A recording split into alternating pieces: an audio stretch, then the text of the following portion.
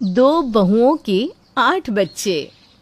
Mister and Mrs Agrawal, we are sorry to inform you that कि हमारे school से आपके दोनों बच्चों को रेस्ट्रिकेट किया जाता है। एक तो पढ़ाई में ज़ीरो, ऊपर से ये दोनों क्लास में सोते रहते हैं। और आज तो तेजस के बैग से हमें फ़ोन मिला है। पूछने पर आप जानना चाहेंगे उसने क्या कहा? मैम, पापा ने मुझे फ़ोन दिया था।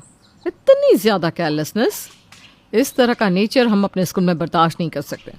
आप एक बार जाकर प्रिंसिपल मैम से मिल लीजिए। क्या? नहीं नहीं नहीं नहीं मैम, ये नहीं हो सकता। निकी दीदी जल्दी यहाँ आइए, देखिए मैडम जी क्या बोल रही है। घर की बड़ी बहू यानी ईशिका की जिठानी निकी उसकी चीख सुनकर भागती हुई उसके पास आती है और उसके हाथ से अपने हाथों में फोन ले लेती है। अरे क्यों घबराती है तू?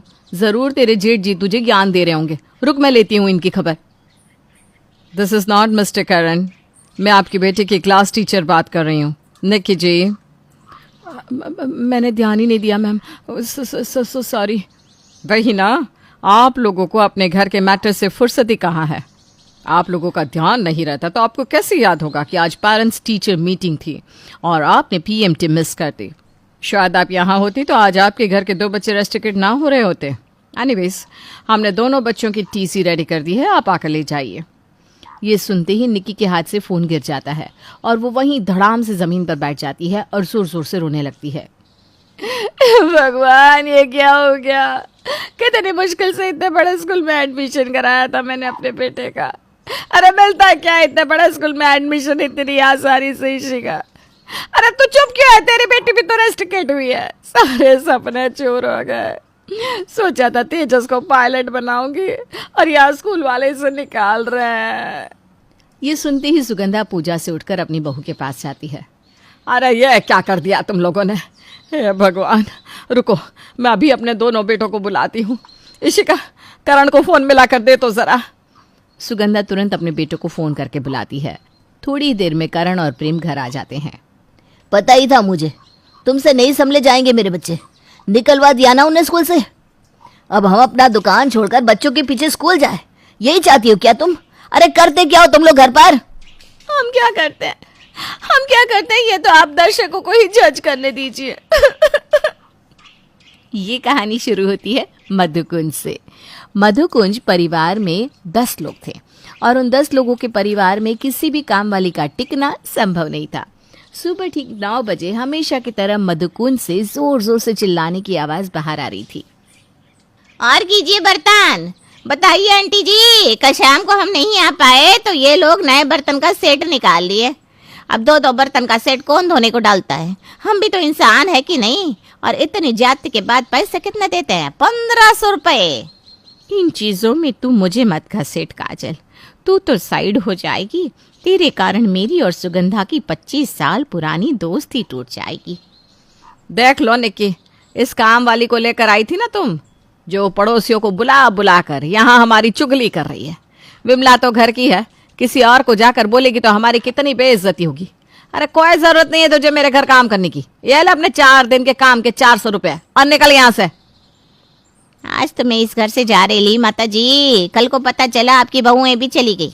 अपने पैरों का इस्तेमाल कीजिए अम्मा जी, और जरा इन्हें ना चलाइए। बर्तनों को बेसिन में डालना शुरू कीजिए, वरना भगवान मालिक। ये कहकर काजल वहाँ से चली जाती है और इस सब में कहीं विमला भी फंस ना जाए, इसलिए वो तो पतली गली पकड़कर बाहर निकल जाती है। इस महीने की चौथी काम वाली थी ये, जो कि अब चली गई। मुझे इसी बात का डर था। आदत भी तो सबकी कितनी बुरी है, कोई एक बर्तन भी नहीं धोना चाहता, हमें धोने दे देता है।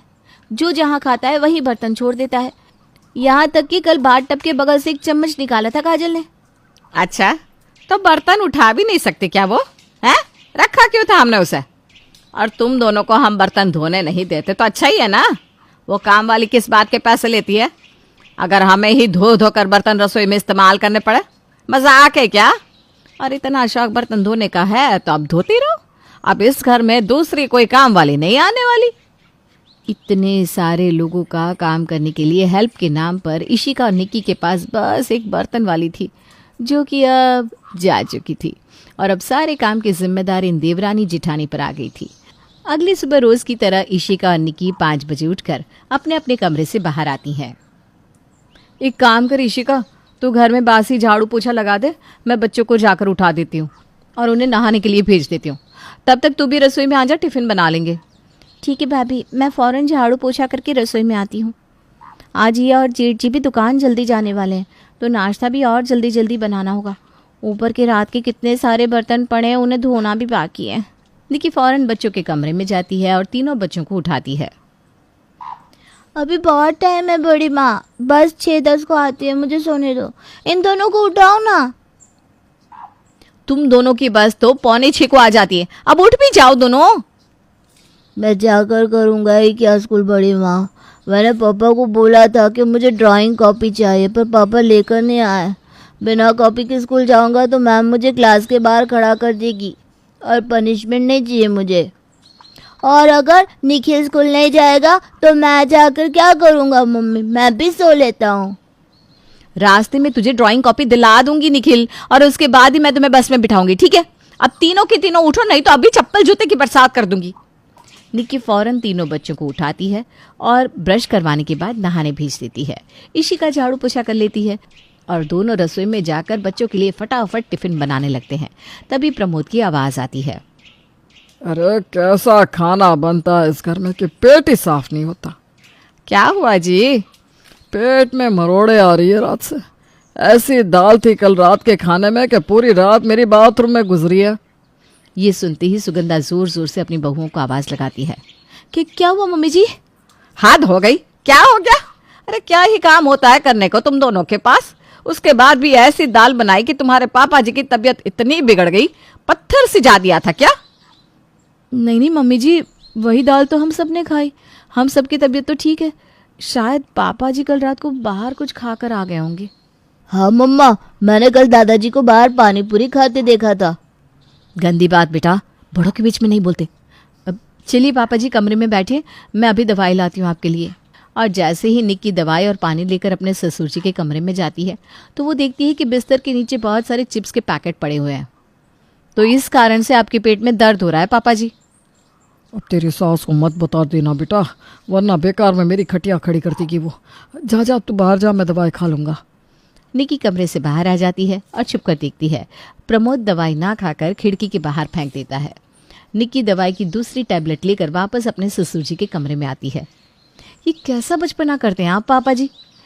एक तो दिन भर बाहर का छुप छुप के खाते हैं, उसके बाद दवाई भी खिड़की के बाहर फेंक देते हैं। अब मैं बच्चों को संभालूं या आपको? बाहर इशिका और निखिल बहुत लड़ाई कर रहे हैं, एक दूसरे का सर कभी भी फोड़ देंगे वो। तो प्लीज़ मेरे सामने ये दवाई खाइए और उसके बाद ही मैं बाहर जाऊंगी। और अगर आपने दवाई खाने में देरी की और उस देरी के कारण उन दोनों में से किसी को भी चोट लगे ना तो आप जिम्मेदार होंगे। अरे तू तो इमोशनल ब्लैकमेल करती है रे बाबा। ला खा लेता हूँ मैं। और सिर्फ एक चिप्स का पैकेट अपने ससुर के कमरे में छोड़कर बाकी सारे पैकेट लेकर निक्की बाहर आ जाती है। मैं बस स्टॉप तक नहीं जाऊंगा, मुझे अगर पापा छोड़ने आएंगे तभी मैं स्कूल जाऊंगा, नहीं तो नहीं। ये कहकर निखिल अपने पापा के कमरे में जाता है। अरे यार इशिका, निखिल को बस स्टॉप तक लेकर जाओ ना, बेकार में मेरी नींद खराब कर रहा है। जा बेटा, तेरी मम्मी तुझे छोड़ देगी। मुंह झुकाकर निखिल कमरे से बाहर आता है। भाभी बच्चे तैयार हो गए हैं, मैं बस तक छोड़कर आती हूँ, तब तक आप किचन देख लीजिए। इशिका बच्चों को बस स्टॉप तक छोड़ने जाती है। तब जाकर घर के दोनों बेटों की नींद टूटती है। अंगड़ाई लेता हुआ करण बाहर आकर हॉल में बैठकर न्यूज़पेपर पढ़ने लगता है और उसके बाद सामने चाय परोसी जाती है, जिसे पीने के बाद कप को वहीं छोड़कर करण चला जाता है नहाने और बाथरूम से ही निक्की को आवाज़ लगाता है। आ रही हूँ। मैं टॉवल भूल गया हूँ निक्की। यहाँ मुझे पूरे घर को देखना पड़ता है और इन्हें टॉवल ले जाना भी याद नहीं रहता। निक्की भागती हुई जाकर करण को टॉवल देती है। नहाने के बाद बाहर आती ही गीले टॉवल को करण बिस्तर पर ही छोड़ देता है। कितनी बार बताया मैंने आपको कि टॉवल को बिस्तर पर मत रखा कीजिए, गद्दा खराब हो जाएगा। और आप अपने गीले कपड़े बाथरूम में क्यों छोड़ देते? वक्त कितना लगता है, बस उठाकर उसे मशीन के ऊपर ही तो रखना है, अंदर मैं डाल दूंगी। अब सुबह सुबह ना दिमाग खराब मत करो निक्की। तुम्हें पता नहीं कितना काम होता है ऑफिस में, पागल हो जाता हूँ मैं। ऐसे ही पैसे नहीं आते। अरे घर में काम ही कितने होते हैं, 2 काम, वो भी तुम चाहती हो कि मुझसे करवा लो तुम। अब जल्दी जाओ और नाश्ता लगाओ, मुझे बहुत जोरों की भूख लग रही है। भागती हुई निक्की जब तक किचन में जाती है तब तक सब्जी जल चुकी होती है। हे भगवान, ये क्या? मैं बिना प्रेम जी के कपड़े निकालने चली गई थी, यहाँ तो कोई मदद करने भी नहीं आएगा। फिर से सब्जी बनानी होगी भाभी। सांस लेने तक का वक्त नहीं मिलता।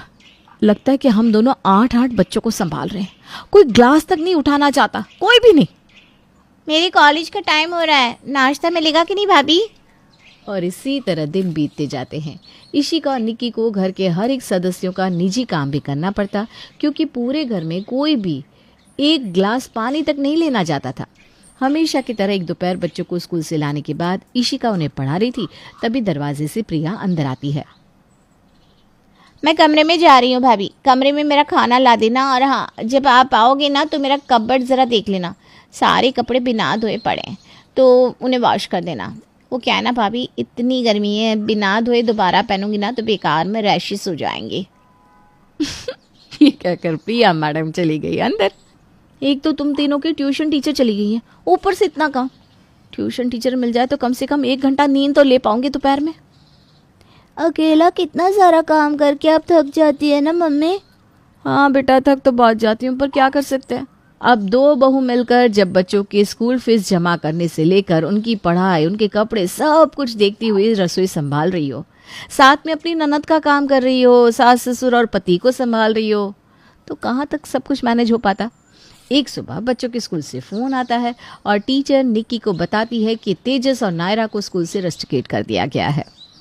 पता ही था मुझे, तुमसे नहीं संभलेंगे मेरे बच्चे। निकलवा दिया ना उन्होंने स्कूल से। अब हम अपना दुकान छोड़कर बच्चों के पीछे स्कूल भागे, यही चाहती हो क्या तुम? अरे करते क्या हो तुम लोग घर पे? हम क्या करते हैं वो तो किसी से भी नहीं छुपा है कि हम क्या करते हैं। मम्मी जी के किसी रिलेटिव के यहाँ जाकर संबंध बरकरार रखना हो तो उसमें भी हमें ही जाना पड़ता है। दीदी को देखने लड़के वालों का परिवार आ रहा है, घर की बहुएं तो हम ही है ना, हमें ही 24 लोगों का खाना बनाना होगा। उसके बाद उसी वक्त बच्चों के एग्जाम पड़ गए, ट्यूशन टीचर भी चली गई और मैं खुद इन सब चीजों को संभाल रही थी। अरे बच्चे आपके भी है, आप देख लेते। ये सब छोड़ छोटी, बच्चों के भविष्य की बात है, हम स्कूल चलते हैं। निक्की और इशिका किसी तरह सब कुछ मैनेज कर लेती है और बच्चों को फिर से स्कूल में आने के लिए अलाउ कर दिया जाता है। 2 दिन बाद क्लासरूम में, कल सिर्फ संडे नहीं है, कल एक और स्पेशल डे है, मदर्स डे। कल कोई भी बच्चा अपनी मम्मी को घर का कोई भी काम करने नहीं देगा। कल होना चाहिए मम्मीज के लिए free day, no working day. और यही होता है मधुकुंज निवास के लिए एक टर्निंग पॉइंट। अगली सुबह रोज की तरह घर की दोनों बहुएं अपने कमरे से उठकर बाहर आती हैं, लेकिन बच्चे उनके पहले ही दरवाजे के बाहर पहुंच जाते हैं। आज आप लोग 9 बजे से पहले कमरे से बाहर नहीं आएंगे मम्मी, चलिए अंदर चलिए। तेजस, जरा मेरी मम्मी को भी समझाओ, ये तो डायरेक्ट किचन में ही जा रही थी। अरे मेरी पगली, अगर मैं काम नहीं करूंगी तो खाना कैसे बनेगा? सबकी टेंशन लेना छोड़ दो मम्मी, आज हमारी मम्मियाँ काम नहीं करेंगी तो नहीं करेंगी। रोज 6 बजे उठने वाली इशिका और निकी आज 9 बजे तक अपने कमरे से बाहर नहीं आई, तो बाहर क्या हालत हुई होगी ये तो आप समझ ही सकते हैं। अपने कमरे में बैठकर प्रमोद आराम से चिप्स खाए जा रहा था, इधर सुगंधा हॉल में चक्कर लगा रही थी। दरवाजा बंद करके बच्चों के कमरे में जाकर सो गई है दोनों। 9 बज रहे हैं, अब कब उठेगी दोपहर में? यहाँ भूख से मेरी जान जा रही है। इतना तो मैनेज करना पड़ेगा ना दादी, आज वैसे भी मम्मी कोई काम नहीं करने वाली। ये मैं क्या सुन रहा हूँ, अभी तक निक्की उठी नहीं? मम्मी भी नहीं उठी है पापा। ये बदबू कहाँ से आ रही है? ये बदबू झूठे रात के बर्तनों की है पापा। काजल आंटी को तो दादी ने निकाल दिया था, आज मम्मी और बड़ी माँ को हमने छुट्टी दी है, तो अब हम सबको ही काम करना होगा ना। अरे किस बात की छुट्टी दी है तुम बच्चों ने उन दोनों को? मदर्स डे की पापा। ये कहकर तीनों बच्चे किचन में चले जाते हैं। नायरा चाय बनाने की कोशिश करने लगती है, तेजस बर्तन धोने की और निखिल नाश्ता तैयार करने की। और बच्चों को रसोई में अकेला काम करता देख प्रेम, करण, सुगंध, प्रिया और प्रमोद को भी किचन में एंट्री लेनी ही पड़ती है। इतने सारे बर्तन, यहाँ लोग रहते हैं या राक्षस? अब चाय कौन कौन पिएगा? करण जरा आटा निकालना, तो आटा गूंद देती हूँ, तू सब्जी बना ले। अरे कम से कम 2 सब्जी तो बनाना। बोल तो दिया 2 सब्जी तो बनाना। अरे वक्त लगता है सब्जियां बनाने में, और इतने सारे लोगों की रोटियां भी बनानी है मुझे, कमर टूट जाएगी मेरी। मम्मी तो हम तीनों को स्कूल भी भेजती थी, पापा के लिए टिफ़िन भी बनाती थी, हमारा टिफ़िन बनाती थी और घर पर सभी के लिए अलग अलग नाश्ता भी बनाती थी, फिर भी नहीं थकती थी। मम्मा सच में सुपर वुमन है। पूरे दिन की बात तो आप सब छोड़ ही दीजिए, सिर्फ नाश्ता बनाने में ही पूरे घर वालों को समझ में आ जाता है कि ईशिका और निक्की कैसे 8 लोगों को संभाल रही थी। अपने कमरे में आराम से नींद से उठने के बाद निक्की और ईशिका बाहर आती हैं और सभी को काम करता देख मैम को फ़ोन लगाती है। मान गए मैम आपको? जिस दिन आप हमारे यहाँ बच्चों के रीएडमिशन के लिए आई थी उसी दिन मैं आपके घर की सारी प्रॉब्लम समझ गई थी। और अब घर के इतने काम के बाद कोई बच्चों पर कैसे ही ध्यान दे। आफ्टर ऑल मैं भी एक माँ हूँ, एक बहू हूँ, तो समझ सकती हूँ छुट्टी हमें भी चाहिए रहती है, इसीलिए आज छुट्टी दे दी। और एक दिन के अंदर अंदर ही मधुकुंज के सभी लोग घर की बहुओं की कदर करना सीख जाते हैं। For more videos, please like, share and subscribe our channel, Love for Cartoons.